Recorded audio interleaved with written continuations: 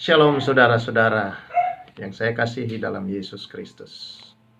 Kita berjumpa lagi dalam program Rema, Restorasi melalui Alkitab bersama saya Pastor Samuel Rapa. Setelah beberapa waktu lamanya kita tidak berjumpa karena berbagai hal dan kesibukan, hari ini saya kembali untuk membagikan kepada kita firman Allah yang bisa merestorasi hidup kita. Yang kali ini saya ambil dalam bagian firman Tuhan di kitab Hakim-Hakim pasal yang ke-16 ayat yang ke-21 sampai 22. Demikian firman Tuhan. Orang Filistin itu menangkap dia, mencungkil kedua matanya dan membawanya ke Gaza.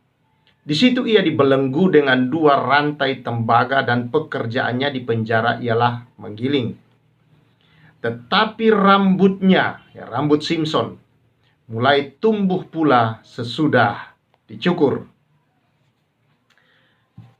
Saudara-saudara yang saya kasihi dalam Tuhan Yesus Kristus. Para olahragawan biasanya hal yang paling berbahaya dalam beberapa jenis olahraga adalah terlena. Misalnya pemain bulu tangkis atau badminton. Kalau dia sudah mencapai angka yang cukup jauh di atas lawannya, nah di sini bisa berbahaya. Kalau dia terlena dengan kemenangan sesaat itu, lalu dia mulai meremehkan lawan, tidak berjaga-jaga, dan tidak memiliki daya juang yang lebih untuk menyelesaikan pertandingan itu dengan sungguh-sungguh. Maka dia bisa tersusul, dan itu sering terjadi, lalu kemudian bahkan kalah, saudara. Demikian juga misalkan dalam permainan sepak bola. Apabila dalam sepak bola lalu sekian lama saudara saling menyerang, lalu kemudian bisa menggolkan 1 gol kepada gawang lawan, maka seringkali yang terjadi saudara, mereka hanya berusaha mempertahankan 1 gol itu, dan itu berbahaya. Mereka terlena dengan kemenangan hanya 1 gol itu, dan berusaha hanya bertahan dengan 1 gol, tidak meningkatkan serangan mereka untuk menambah gol-gol yang berikut. Maka ketika hanya bertahan itu berbahaya posisi mereka, karena sewaktu-waktu lawan bisa menjebol gawang mereka. Nah, demikian juga saudara-saudara dengan kehidupan rohani, kehidupan Kristiani kita atau kehidupan kita sehari-hari lah.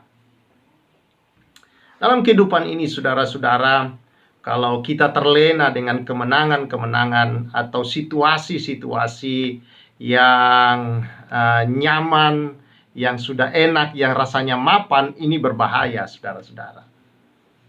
Itu sebabnya Yesus dalam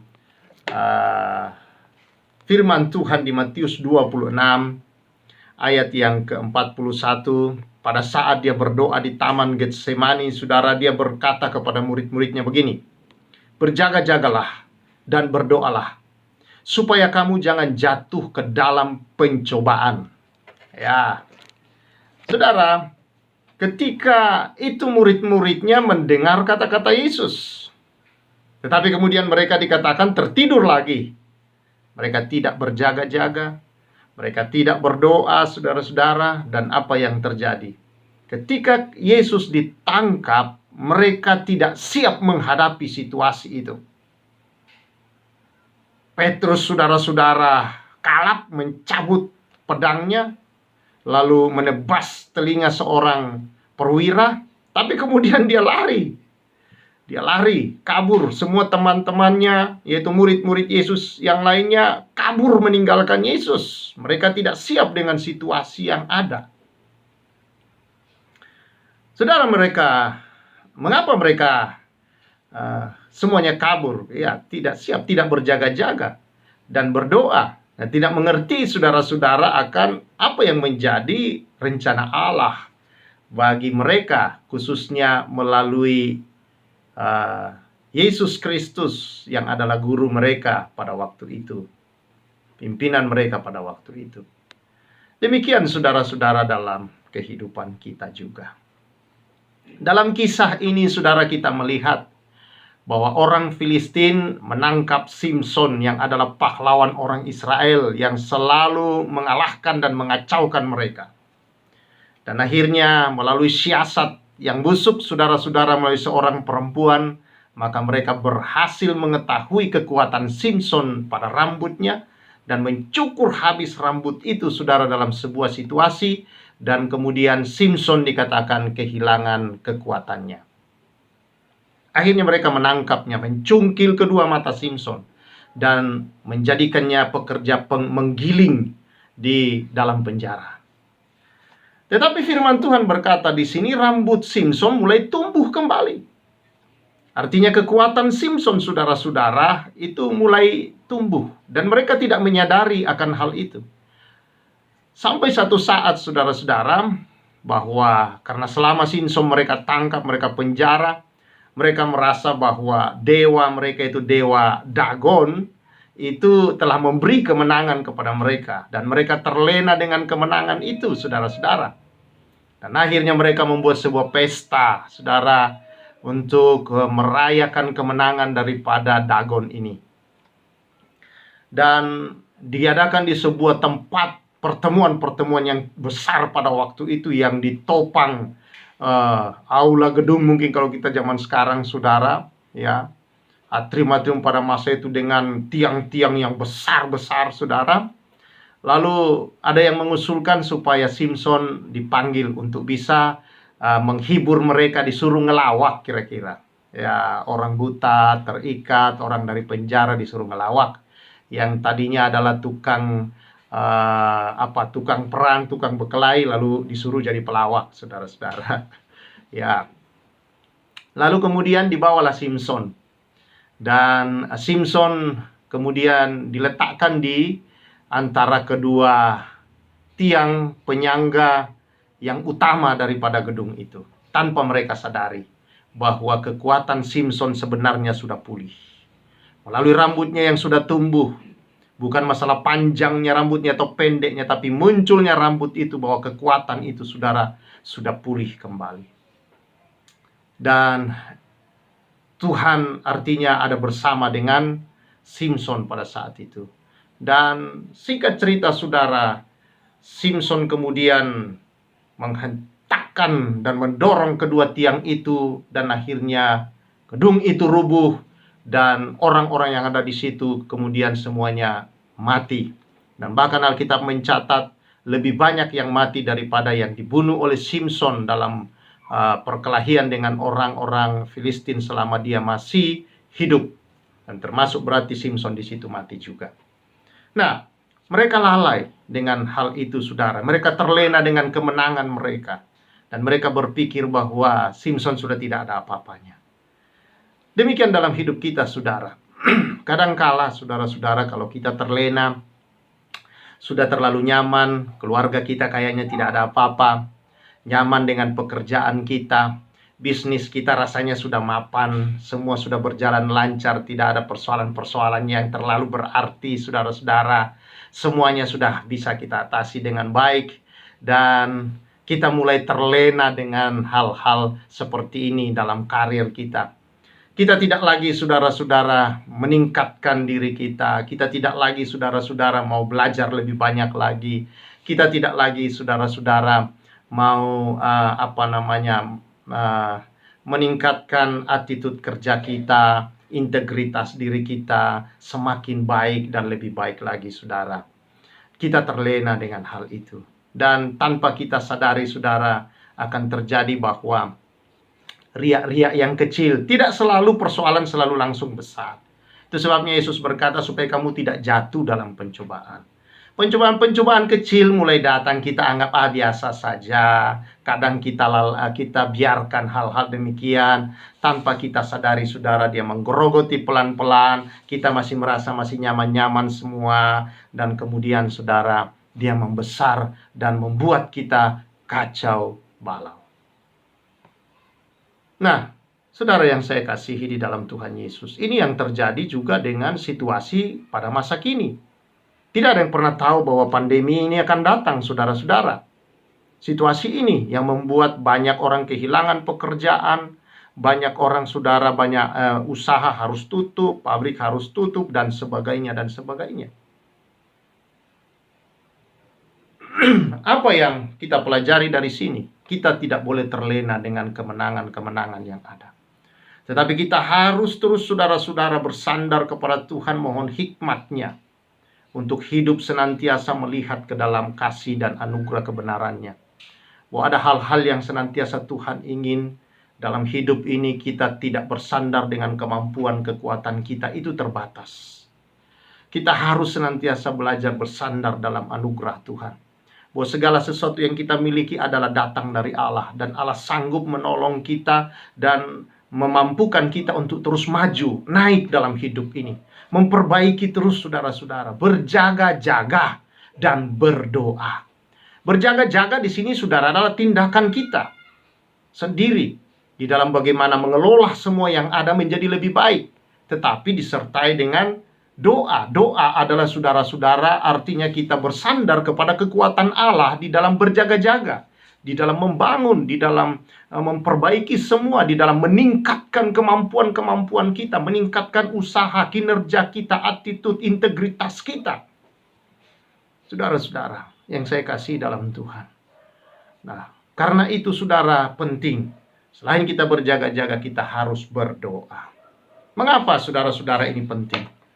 Karena, saudara, satu, dikatakan dalam firman Tuhan, iblis ini seperti singa yang mengaum-aum keliling nyari mangsa. Kalau ada yang bisa dia terkam, dia telan, saudara-saudara. Ya kan? Artinya, saudara, kalau ada orang-orang yang terlena, maka inilah kesempatan bagi dia untuk mulai, saudara-saudara, iblis ini menerkam. Mulai, saudara-saudara, iblis ini, saudara, melepaskan busur-busur panah-panah apinya yang beracun. Dan sementara kita tidak siap, saudara-saudara, dengan perisai-perisai iman yang lebih tangguh dalam hidup kita. Ya. Kita mulai karena mapan, kita mulai karena semua berjalan lancar. Ya, doanya kendur. Kadang, saudara-saudara, hubungan kita dengan Tuhan kita anggap ya lancar-lancar aja, biasa-biasa saja. Kayaknya tidak ada bermasalah, saudara-saudara. Ya, kalau lagi mau doa-doa, kalau lagi mau bergereja-gereja, kalau lagi mau bersekutu. Ya, karena lancar itu, saudara, yang biasa membuat seperti itu. Tapi kita tidak boleh terlena seperti ini. Karena itu, saudara yang saya kasihi, iblis itu seperti singa, dia terus mengaum. Artinya aumannya itu, saudara, dilemparkan adalah untuk menerima ehonya kembali, atau satu, saudara-saudara, kekuatan yang balik untuk dia tahu bahwa di sana ada pintu yang terbuka untuk dia masuk. Nah, yang kedua, saudara-saudara, yang paling juga berbahaya adalah masalahnya iblis ini tidak kelihatan. Ketika dia datang mencoba menggodai, saudara-saudara, ya menggelitik akan keadaan hidup kita ini dan sedikit-sedikit mengacaukan, saudara, tidak kelihatan dia datang. Persoalan ini tidak pernah miss call duluan, SMS duluan, WA duluan, saudara-saudara, tidak ada. Dia datang begitu saja tanpa diundang. Ya, itu dia kayak apa itu, saudara-saudara? Datang tak diundang dan pergi juga bukan diantar atau disuruh pergi. Ya, dia begitu saja. Dan sekali dia datang, saudara, kadangkala dia berombongan dia datang. Karena itu kita perlu berhati-hati. Kita perlu harus waspada, berjaga-jaga terus, saudara, dan berdoa. Nah, ini yang menjadi persoalan. Ya. Mengapa kita perlu berdoa, berjaga-jaga? Nah, doa ini, saudara, membuat kita menjadi peka dengan serangan-serangannya. Membuat kita peka, saudara-saudara, dengan hal-hal yang akan terjadi. Melalui doa kita membangun hubungan dengan Tuhan, saudara-saudara, maka Tuhan menyampaikan hal-hal yang akan terjadi, saudara-saudara.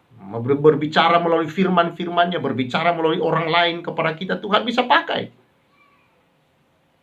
mengingatkan kita ada sesuatu mungkin yang akan terjadi, saudara-saudara. Tuhan mencegah sebelum kita mengalami kerusakan, kebangkrutan, atau persoalan-persoalan yang bisa menghancurkan usaha, kinerja kita, pekerjaan kita, rumah tangga kita.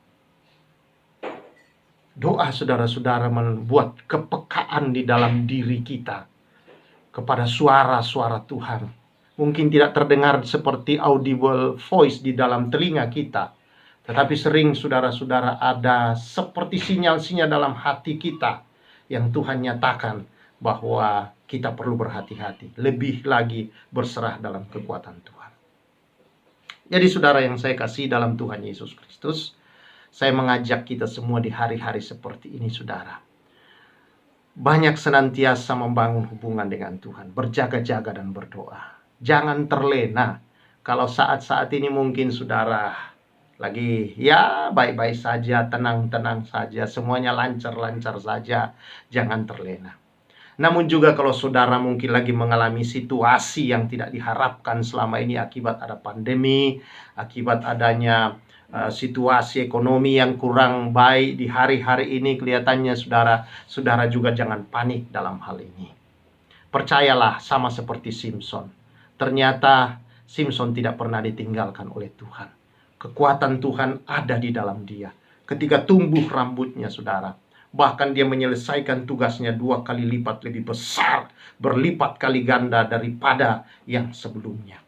Karena memang tugasnya Simpson, saudara, dalam mengalahkan orang Filistin yang selalu menjajah orang Israel, ya. Dan itu dia lakukan. Tetapi di akhir hidupnya, saudara, dia telah membunuh orang Filistin berkali lipat lebih banyak daripada waktu dia masih hidup, sebelum dia dipenjara. Urapannya bukan berarti saudara-saudara berlipat kali, tidak. Karena Roh Kudus hanya satu.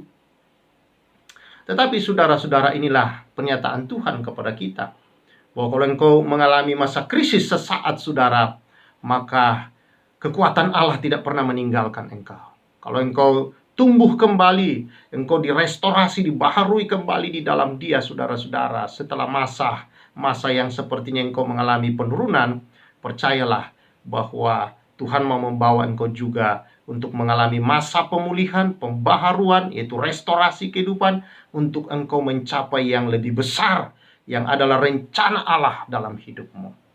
Dan saya percaya rencana Allah adalah rancangan damai sejahtera dan hari depan yang penuh harapan. Ya, penuh harapan-harapan yang baik, yang besar, yang pasti hanya ada di dalam Tuhan. Makanya dikatakan damai sejahtera. Haleluya. Puji nama Tuhan atas semua ini, saudara.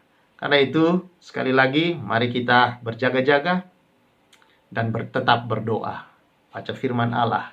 Dan saya akan hadir senantiasa dengan kebenaran-kebenaran firman Tuhan yang merestorasi hidup kita. Ya, restorasi melalui Alkitab. Hanya firman Allah yang bisa merestorasi hidup kita senantiasa. Haleluya. Terpujilah Dia. Mari kita berdoa. Tuhan, terima kasih. Kalau ada anak-anak-Mu yang terlena hari-hari ini, bangkitkan kembali Tuhan. Sadarkan untuk kembali membangun hubungan lebih baik. Dan kepekaan di dalam Tuhan Engkau karuniakan. Kalau ada anak-anak-Mu yang sedang mengalami Tuhan, situasi di mana seperti Simpson sedang dipenjara, atau dalam arti bahwa sedang mengalami krisis, atau situasi ada persoalan hidup Tuhan karena pandemi, aku percaya Tuhan bahwa Engkau tidak meninggalkan. Seperti Simpson, kekuatan-Mu tetap ada di dalam Simpson. Tumbuh kembali, dipulihkan kembali, dan melakukan lebih besar di masa depan Tuhan. Dan mengerjakan yang lebih dahsyat lagi Tuhan. Menghasilkan perkara-perkara yang lebih dahsyat, lebih besar lagi Tuhan. Bagi kehidupan anak-Mu dan kehidupan kerajaan-Mu di masa mendatangnya Tuhan. Terima kasih Tuhan. Kami bersyukur atas semua ini. Karena kebenaran-Mu lah yang memerdekakan kami. Terpuji Engkau, berkati semua anak-anak-Mu yang mendengarkan ini Tuhan. Orang-orang yang mendengar diberkati oleh Bapa di surga, dipulihkan, direstorasi hidupnya melalui kebenaran-kebenaran firman Allah. Dalam nama Tuhan Yesus bersyukur dan berdoa. Amin. Saudara yang saya kasihi di dalam Tuhan Yesus Kristus, maju terus bersama Tuhan, dan jangan lupa untuk terus saudara-saudara mengikuti akan kebenaran firman Tuhan yang merestorasi hidup kita. Saya Pastor Samuel mengucapkan salam restorasi.